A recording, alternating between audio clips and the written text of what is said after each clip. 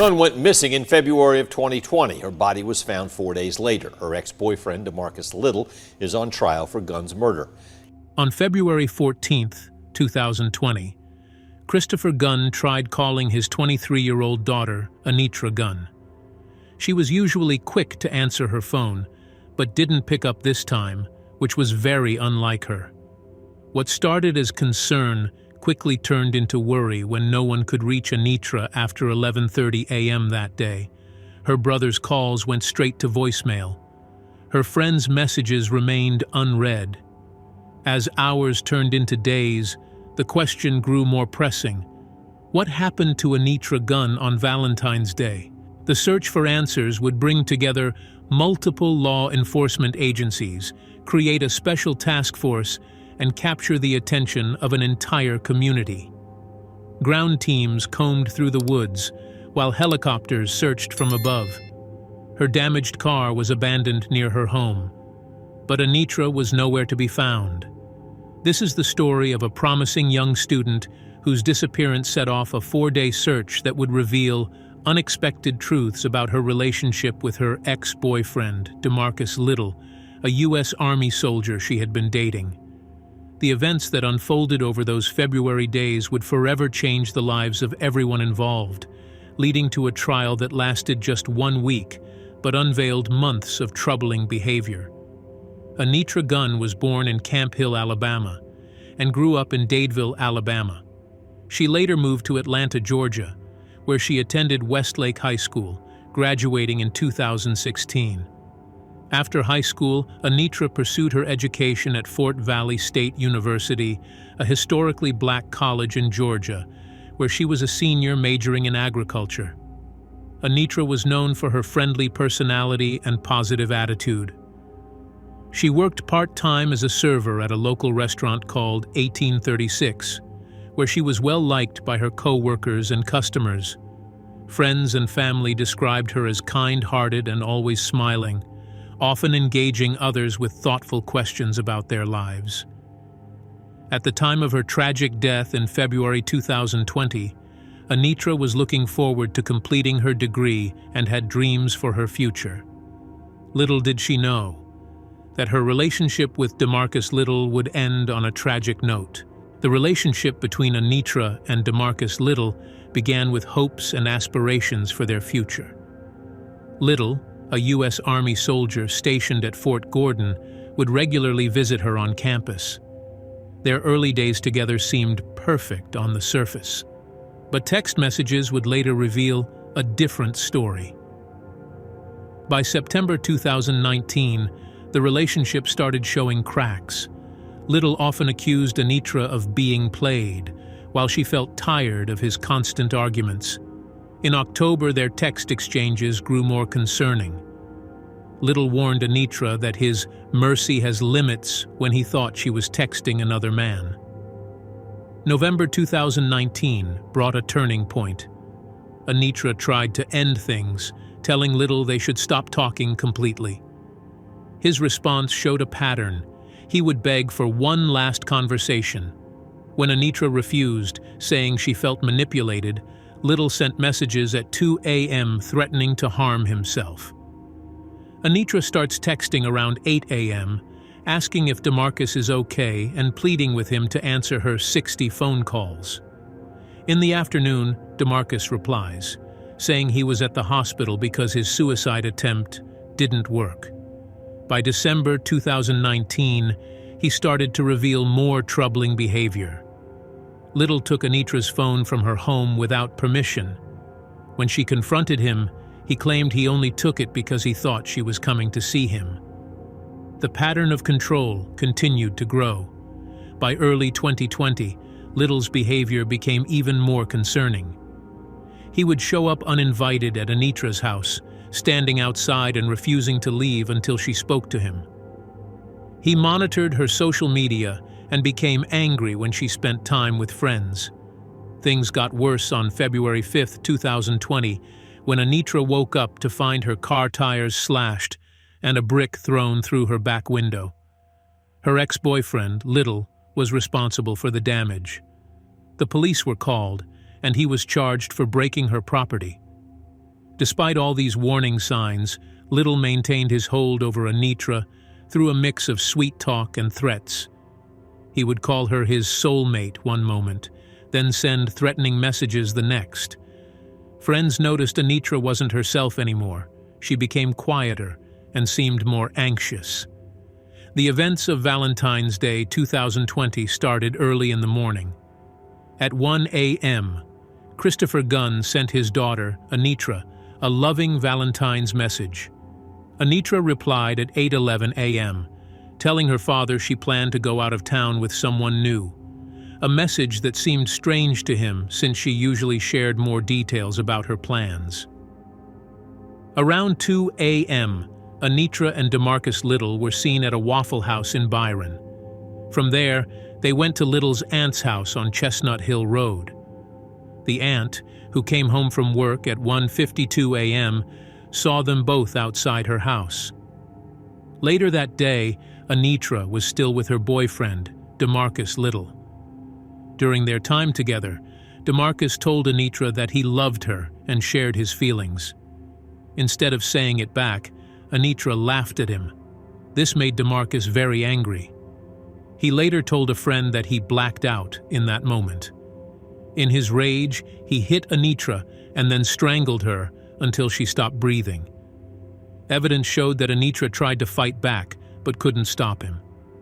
After the incident, DeMarcus hid Anitra's body in a wooded area off Greer Road in Crawford County. The last confirmed sighting of Anitra was between 11 a.m. and 11:30 a.m. on Chestnut Hill Road. After this time, her phone went silent. Her brother, Antoine, tried reaching her many times. He only got one reply when he mentioned sending money. But the silence returned. This was very unlike Anitra, who spoke to her brother every day. When Christopher Gunn couldn't reach his daughter, he called Little. Little told him they had gone to a party, gotten food, and spent the night at his house. He claimed Anitra left in the morning for a job interview. Little video called Christopher while checking a house on Camellia Boulevard, saying Anitra's phone signal was coming from there. On February 15th, the search began. Police found Anitra's white Chevrolet Cruze on Bell Street, near her apartment. The car showed clear damage. Its front bumper was missing completely.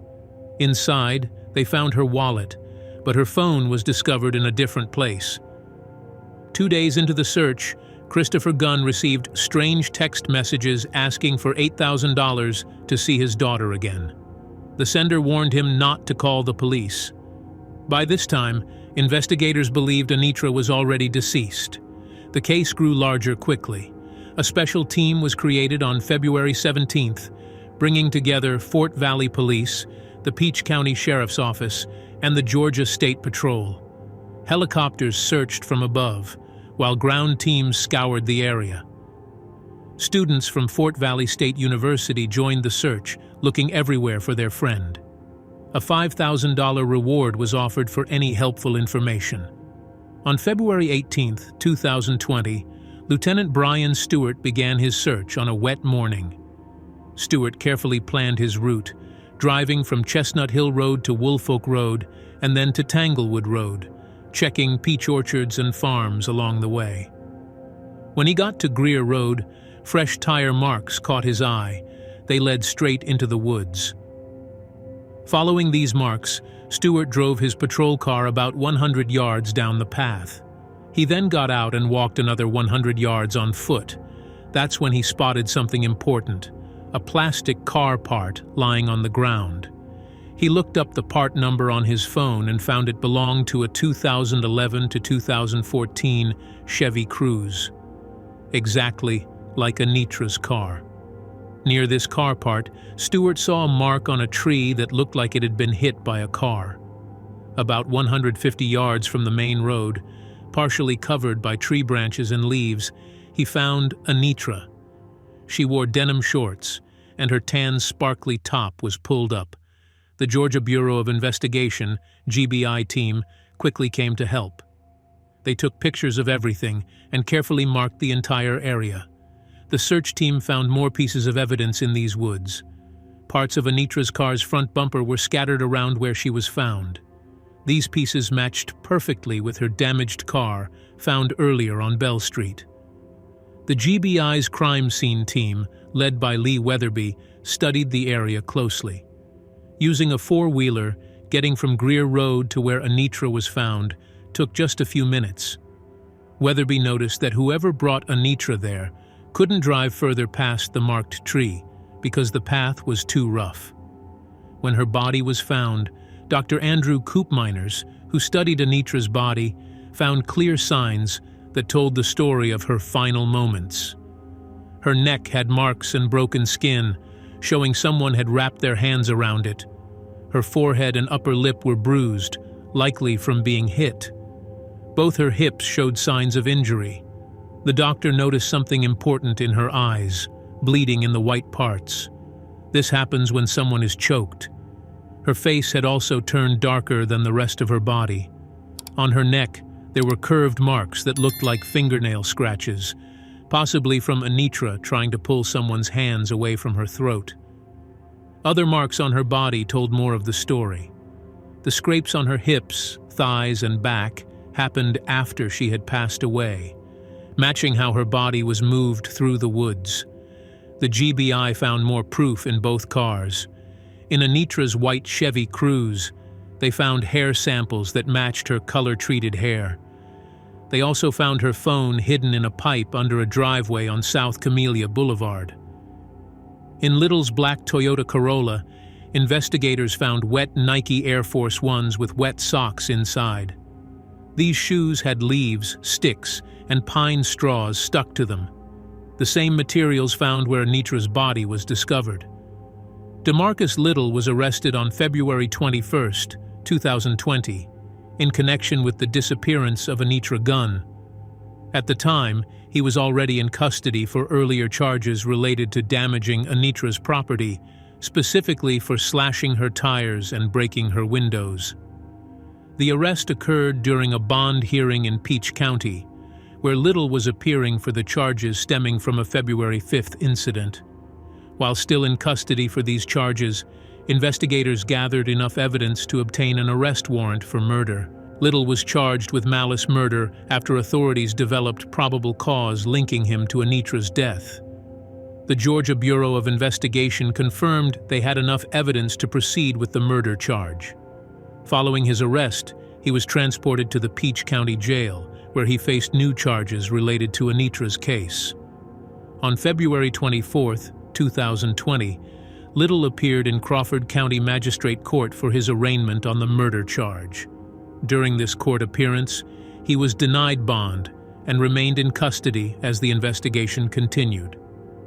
While Little was being investigated, his friend Jivon Abron became involved in the case.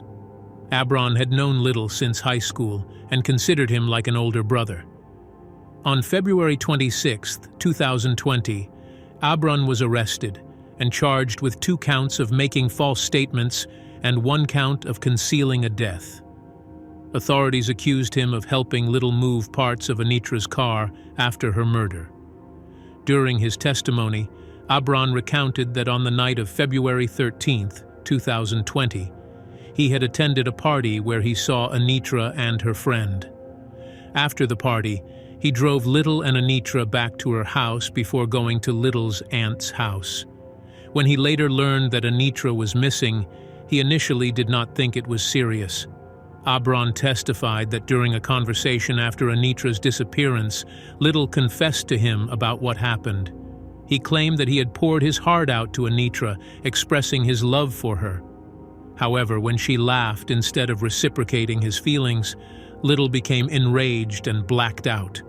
He hit her and then choked her until she stopped fighting. Abron recalled feeling shocked and terrified by this revelation when Little said, "I had to get rid of her," indicating that he had disposed of Anitra's body.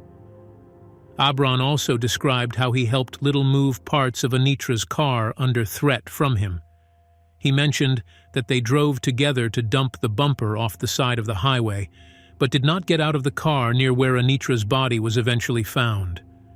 The trial of DeMarcus Little began on March 8, 2022, and lasted for a week, drawing significant attention from the community and media. The prosecution's case was built on a combination of physical evidence, witness testimonies, including abrons, and digital data that linked Little to the crime. Prosecutors argued that Little had a motive rooted in jealousy and control. They presented evidence like the text messages, which showed his threatening and violent behavior. During the trial, Little took the stand in his defense. He claimed he loved Anitra and insisted he was not guilty of wrongdoing. He described her as his soulmate and tried to convince the jury that he was not the person they thought he was. However, his testimony was met with skepticism as prosecutors highlighted inconsistencies in his statements. As for Javon Abron, after his arrest on February 26, 2020, he made an initial court appearance on February 28. The judge stated that he would hold off ruling on his case until Abron could retain a lawyer.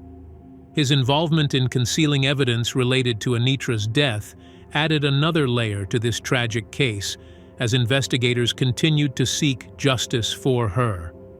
As the trial of DeMarcus Little progressed, key evidence was presented that painted a troubling picture of his relationship with Anitra Gunn and the events leading to her tragic death. The prosecution began by introducing GPS data, which tracked Little's phone to the wooded area where Anitra's body was ultimately discovered. This evidence was crucial in establishing a direct link between Little and the crime scene. Next, the jury heard about text messages exchanged between Little and Anitra, which revealed a pattern of manipulation and control.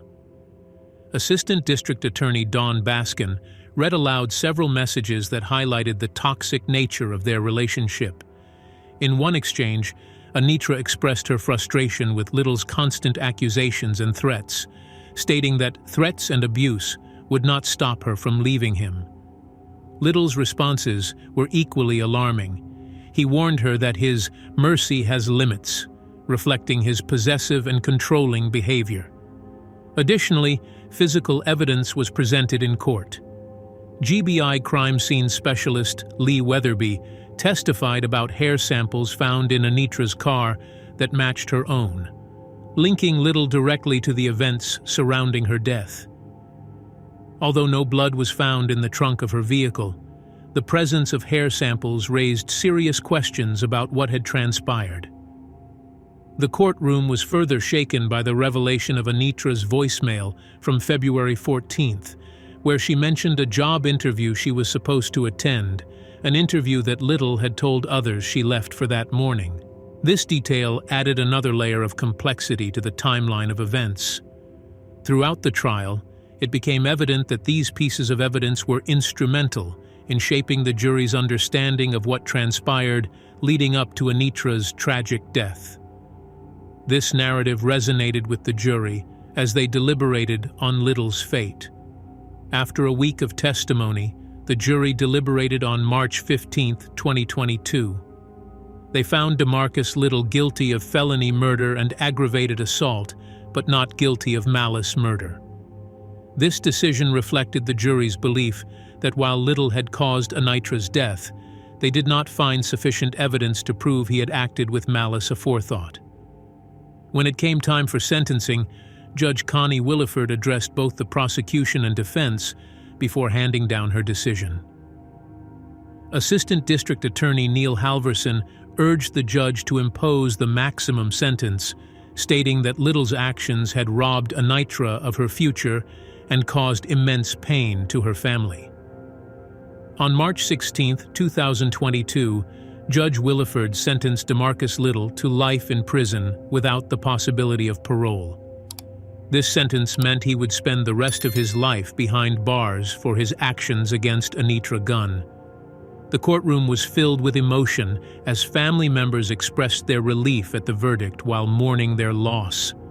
The impact of Anitra Gunn's tragic death struck deep within her family and the community. Following the verdict in DeMarcus Little's trial, Anitra's family expressed a mix of relief and sorrow. Anitra's father, Christopher Gunn, spoke about his daughter's bright future, which was taken away too soon, He thanked everyone who supported them throughout this painful journey and vowed to keep Anitra's memory alive. Her family set up a GoFundMe account called the Anitra Gunn Memorial Fund to help cover funeral expenses. The fund's purpose was to assist with the costs associated with her funeral and burial. The community responded with support, and the fundraiser gained attention as people contributed to help the family during this difficult time. The funeral service for Anitra was held on February 29, 2020, at Greater Peace Baptist Church in Opelika, Alabama.